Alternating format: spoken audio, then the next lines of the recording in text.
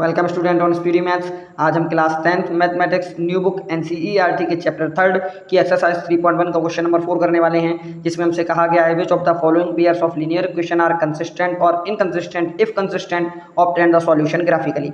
Student question number 4 में हमें जो लीनियर इक्वेशंस दी गई हैं इन्हें कंसिस्टेंट और इनकंसिस्टेंट बताना है कि कौन सी इक्वेशन कंसिस्टेंट है और कौन सी इनकंसिस्टेंट, और यदि इफ कंसिस्टेंट और यदि वो कंसिस्टेंट प्राप्त होती है ऑब्टेन द सॉल्यूशन ग्राफिकली, तो उसका सॉल्यूशन हमें ग्राफिकली करना होगा।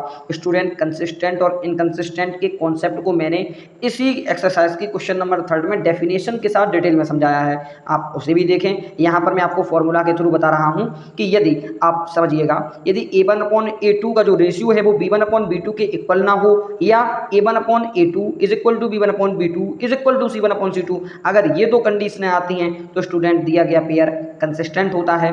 और यदि a1/a2 is equal to b1/b2 does not equal to c1/c2 होता है तो दी गई लीनियर इक्वेशन इनकंसिस्टेंसी को शो करती है। स्टूडेंट्स, अब हम सॉल्यूशन करके दिखाएंगे आपको जो भी हमें इस क्वेश्चन के पार्ट्स दिए गए हैं, जिससे आपको इनके जो कॉन्सेप्ट हैं एकदम से क्लियर हो जाएंगे। तो चलिए शुरू करते हैं। स्टूडेंट, अब हम फर्स्ट क्वेश्चन को सॉल्व करके दिखाते हैं। आप देखिएगा, मैंने यहाँ पे सॉल्व डाला है, अब आप गौर से देखिएगा। मैं यहाँ पर x plus y is equal to 5 and 2x plus 2y is equal to 10 से रेशियो को कंपेयर करूंगा। स्टूडेंट, यहाँ से a1 की जो वैल्यू होगी x के कोफिशिएंट की 1, b1 की जो वैल्यू होगी यानी y के कोफिशिएंट की वो भी 1, और जो c1 यानी कांस्टेंट टर्म होता है वो भी आपकी 5 है। अब हम सेकंड से करेंगे कंपेयर, तो जो a2 की वैल्यू स्टूडेंट 2 आएगी, b2 की कंपेयर करने पर जो y का कोफिशिएंट है वो भी 2 आएगा, और जो कांस्टेंट टर्म होगी सेकंड वाली वो 10 होगी। स्टूडेंट, अब आपने इन a1 b1 c1 और a2 b2 c2 की जो वैल्यू निकालनी है आप इन्हें रेशियो में रखिएगा। तो हम a1/a2 करते हैं। a1/a2 करने पर स्टूडेंट हमें 1/2 मिलता है। आप गौर से देखिएगा। अब हम b1/b2 करते हैं। आप देखिएगा, b1 की वैल्यू 1 है, b2 की भी वैल्यू 1 है, यहाँ से हमें b1/b2 की वैल्यू 1/2 फाइंड होती है। अब आप c1 c2 कीजिएगा स्टूडेंट, तो 5 c1/c2 जब हम करते हैं तो 5/10 फाइंड होता है, जिसे सॉल्व करने पर 1/2 आता है। अब आप गौर से देखिए, a1/a2 की वैल्यू भी 1/2 है, b1/b2 की वैल्यू भी 1/2 है, और c1/c2 की वैल्यू भी 1/2 है। तो इस हिसाब से स्टूडेंट जो हमारी ये कंडीशन है वो ये वाली है, a1/a2 b1/b2 is equal to c1/c2, यानी ये जो first pair of linear equation x plus y is equal to 5, 2x plus 2y is equal to 10, ये हमारा कंसिस्टेंट है। इसका जो ग्राफ होगा स्टूडेंट वो मैं आगे बताऊंगा। सबसे पहले इन जितने भी जो लीनियर इक्वेशन दी गई हैं इनमें से मैं ये पता लगा रहा हूं कि कौन सा कंसिस्टेंट है और कौन सा नहीं। तो चलिए आप सेकंड वाले को सॉल्व करते हैं। अब आप स्टूडेंट देखिएगा, मैं यहाँ पर डायरेक्ट लिखता हूँ a1/a2। अब आप देखिएगा, a1 यहाँ x का कोफिशिएंट 1 है, मैंने 1 लिखा, यहाँ पर 3 है, मैंने अपॉन में 3 लिख लिया। अब आप देखिएगा, मैं b1/b2 का निकालता हूँ। जब मैं b1/b2 करता हूँ, यहाँ से देखिए आप b1 का -1 होगा, यहाँ से -3, -1/-3 माइनस से माइनस कट जाता है, तो आपका 1/3 आता है। अब आप c1/c2 निकालते हैं। स्टूडेंट, यहाँ मैं आपको एक बात बता दे रहा हूँ, जब मैंने पहले क्वेश्चन में a1/a2 और b1/b2 को चेक किया तो 1/2 सेम आया। इस वजह से मैं गया तीसरे को चेक करने के लिए कि क्या ये सही है या नहीं। सेम प्रोसीजर इसमें हम फॉलो करेंगे। अब आप देखिएगा, c1 की वैल्यू हमारी 8 है और यहाँ पर 16 है। अब आप इसे सॉल्व कीजिएगा, यहाँ से आपका 1/2 आता है। a1/a2 की वैल्यू 1/3, b1/b2 की वैल्यू 1/3, बट यहाँ c1/c2 की वैल्यू 1/2 है, यानी कि ये a1/a2 तो आपका b1/b2 के इक्वल आ जाता है, मगर ये c1/c2 के इक्वल नहीं है। लिहाजा स्टूडेंट ये इस वाली कंडीशन को फॉलो करता है, तो जो लीनियर इक्वेशन का पेयर है वो इनकंसिस्टेंसी को शो करेगा। तो अब हम चलते हैं थर्ड वाले को, यानी पहला वाला हमारा कंसिस्टेंट आया है और सेकेंड वाला इनकंसिस्टेंट आया है। अब हम देखते हैं थर्ड वाले को। अब आप गौर से देखिएगा, थर्ड वाले को स्टूडेंट जब हम सॉल्व करते हैं तो a1/a2 की वैल्यू को फाइंड करते हैं। यहाँ से a1 की वैल्यू 2 मिलती है, यहाँ से 4 मिलती है, तो 2/4 जब इसे सॉल्व करते हैं तो 1/2 आता है। अब हम b1/b2 को फाइंड करते हैं स्टूडेंट। b1 की वैल्यू 1 है और जो b2 है उसकी वैल्यू -2 है। अब आप गौर से देखिए, यहाँ a1/a2 की वैल्यू 1/2 है, b1/b2 की वैल्यू -1/2 है, यानी ये डिजिट में तो सेम है, लेकिन यहाँ पर ये पॉजिटिव है, ये नेगेटिव है, यानी a1/a2 और b1/b2 इक्वल नहीं होंगे। तो हम यहाँ से लिखेंगे a1/a2 does not equal to b1/b2, और जब ये स्टूडेंट एक दूसरे के इक्वल नहीं होते हैं तो ये इस कंडीशन को शो ऑफ करते हैं। और ये वाली जो condition a1/a2 does not equal to b1/b2 है, ये कंसिस्टेंसी को शो करती है, यानी ये वाला हमारा कंसिस्टेंसी के लिए पास हो जाता है। अब हम चलते हैं इस क्वेश्चन के लास्ट और अंतिम पार्ट पर, जिसमें हमें दिया गया है 2x - 2y -2 is equal to 0 and 4x - 4y -5 is equal to 0। अब आप इसे सॉल्व कीजिएगा। यहाँ पर जब हम a1/a2 की वैल्यू को फाइंड करते हैं स्टूडेंट, तो यहाँ से 2 और यहाँ से 4 मिलता है, यानी फर्स्ट जो लीनियर इक्वेशन है वहाँ से 2 और सेकंड से 4 मिलता है, तो इसे कट करने पर हमारा 1/2 आता है। अब हम b1/b2 को चेक करते हैं स्टूडेंट। अब आप देखिए यहाँ से b1 की वैल्यू -2 और b2 की वैल्यू -4, माइनस से माइनस कट होता है और 2 1 जा 2 और 2 जा 4 से यहाँ पर 1/2 होता है, यानी a1/a2 की वैल्यू भी 1/2 है, b1/b2 की वैल्यू भी 1/2 है स्टूडेंट। अब हम c1/c2 को भी चेक करते हैं।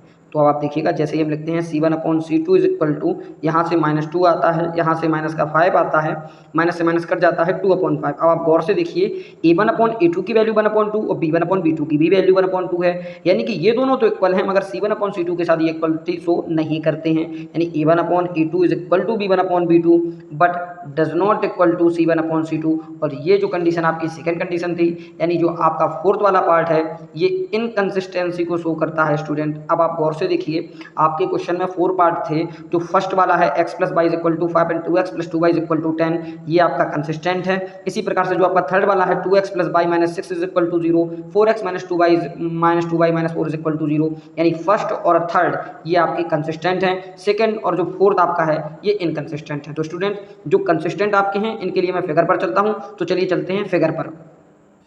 स्टूडेंट्स अब हम फर्स्ट वाले पार्ट की फिगर पर आ गए हैं। आप देखिए x + y = 5, 2x + 2y = 10।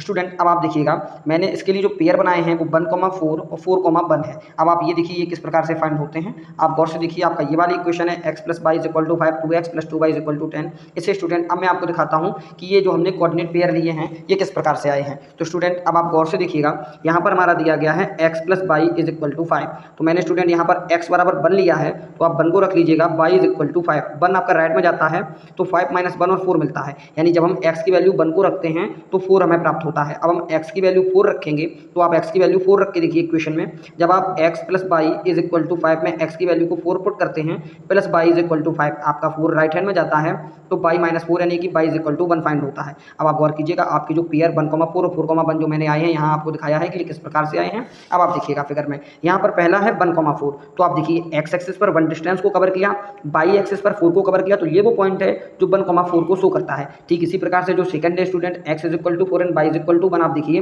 x पर मैंने 4 डिस्टेंस को कवर किया है, y पर 1, तो आपका जो ये वाला पॉइंट है ये 4,1 को शो करता है। स्टूडेंट अब आप गौर से देखिएगा मैंने 1,4 और 4,1 को एक रेड लाइन के जरिए से आपको ऐड किया है, एक रेड लाइन के जरिए से दोनों को ज्वाइन कर दिया है, आप देखिएगा। अब हम सेकंड वाले को देखते हैं जिसमें हमसे कहा गया है 2x + 2y = 10। स्टूडेंट अब आप इसे देखिएगा, अब आप देखिए यहाँ पर इन्होंने कहा है 2x + 2y = 10। इसके लिए आप फिगर देखिए मैंने x की वैल्यू यहाँ पर 2 ली है और y हमें 3 मिला है। कैसे, अब आप देखिएगा x की वैल्यू मैंने 2 ली है, यहाँ पर आप 2 पुट कीजिएगा तो 2 × 2 + 2y = 10, 2 2 जा 4 होता है, जैसे राइट में भेजेंगे तो ये माइनस में जाएगा और आपका 2y = 6 आता है। अब आप y में 2 का डिवाइड कीजिएगा तो 3 आएगा। इसी प्रकार से स्टूडेंट 2 को रखने पर हमें 3 फाइंड होता है। अब आप यहाँ पर 3 को पुट कीजिएगा इसी इक्वेशन में x के प्लेस पर, तो 2x + 2y = 10। अब आप 3 पुट कीजिए तो 2 × 3 + 2y = 10, 2 3 जा 6 होता है, 6 + 2y = 10, 2y = 6 राइट में जाएगा स्टूडेंट, 10 - 6 से 4 होगा और यहाँ से आप कट कीजिएगा तो y = 2 फाइंड होता है। अब आप गौर से देखिएगा 2/3, 3/2 आपने जब रखे हैं 3 को रखने पर 2 प्राप्त होते हैं। तो ये किस प्रकार से आए हैं स्टूडेंट, मैंने आपको यहाँ पर समझा दिए हैं। कोई भी प्रॉब्लम हो तो आप वीडियो को पॉज करके दोबारा देखिएगा। स्टूडेंट आइए चलते हैं फिगर पर। अब आप देखिएगा मैंने 2 लिया है, यहाँ पे 3 लिया है। अब आप गौर से देखिएगा जब मैं यहाँ 2 और 3 लेता हूँ तो x एक्सिस पर मैंने 2 कवर डिस्टेंस किया है, y एक्सिस पर 3, तो ये जो पॉइंट है हमारा 2,3 बनता है। सेम प्रोसेस के जरिए x एक्सिस पर 3 डिस्टेंस, y पर 2 करने से 3,2 हमारा ये पॉइंट मिलता है। अब आप देखिएगा ये लाइन जो है हमारी, अगर मैं लाइन L को, जो रेड लाइन है इसे मैं L1 मानूँ तो आपकी ब्लू वाली L2 होती है। अब आप देखिएगा कि जो ब्लू लाइन है वो राइट जो रेड वाली लाइन है उसे ओवरलैप कर रही है, यानी कि उसके ही ऊपर बनी हुई है। तो स्टूडेंट्स अब आप गौर से देखिएगा, आपने अगर एक्सरसाइज का इंट्रो देखा है तो आप जान जाएंगे, क्योंकि यहाँ पर जो वैल्यू निकली थी स्टूडेंट वो हमारी चाहे a1 a2 b1 b2 या c1 c2 हो, तीनों की बराबर आई थी। और ये वाली a1/b1 b1/b2 c1/c2 ये कोइंसिडेंट लाइन को शो करती हैं। तो आप फिगर के माध्यम से भी देख सकते हैं कि आपकी कोइंसिडेंट लाइन ही बनी है, यानी आपका सवाल श्योरली सही है। अब हम चलते हैं इसके सेकंड फिगर पर। स्टूडेंट आप इस फिगर को देखिएगा जहाँ पर मैंने आपके जो पॉइंट लिए हैं 2x + y - 6 = 0, 4x - 2y - 4 = 0 आपको ग्राफ बनाया है, इसे भी आप समझिएगा।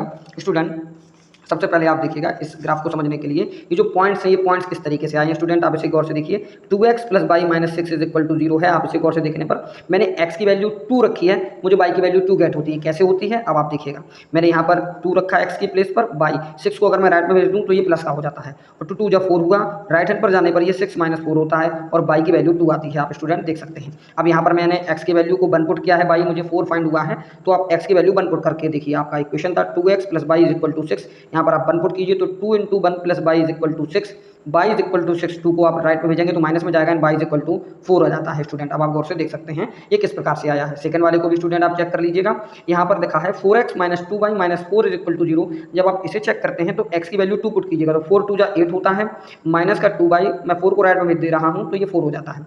अब आप एक काम कीजिएगा, 8 को उधर ले जाइए, माइनस 2y हो जाएगा उधर, ये 4 माइनस 8 और इससे यहाँ पर ये माइनस का 4 आ जाएगा।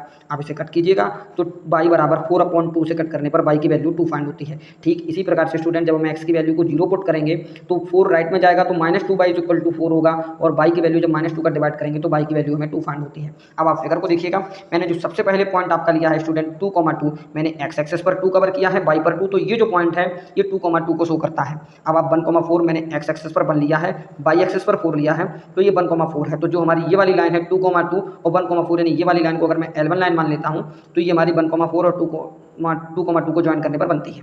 अब आप यहाँ पे देखिएगा, इसमें मैंने 2,2 लिया है, यानी जो लाइन हमारी L2 अगर मैं से मान लेता हूँ तो इसमें 2,2 चाहे वो L1 हो या L2 दोनों में कॉमन होगी। सेकंड पॉइंट है 0,-2 स्टूडेंट, आप यहाँ पर देख सकते हैं x एक्सेस पर जो ये डिस्टेंस है वो 0 है और -2 है। जब आप इसे ज्वाइन करते हैं तो ये यहाँ से होकर निकल जाती है, ये L1 है ये L2 है। स्टूडेंट अब आप इसे और अच्छी तरीके से समझिएगा, जब मैंने आपको ये कंडीशन लिखाई थी students a1/a2 does not equal to b1/b2, क्योंकि ये थर्ड वाले का है तो आप देखिएगा कि a1/a2 b1/b2 की वैल्यू इक्वल ही नहीं है, तो लाइन इंटरसेक्ट होती है। आप गौर से देखिएगा, लाइन L1 है लाइन L2 है, इस पॉइंट पर ये इंटरसेक्ट हो रही है। स्टूडेंट्स इस क्वेश्चन में आपको कहीं भी कोई भी प्रॉब्लम हो आप कमेंट बॉक्स के जरिए से पूछ सकते हैं। फ्रेंड्स सर्कल में इस वीडियो को शेयर कीजिएगा।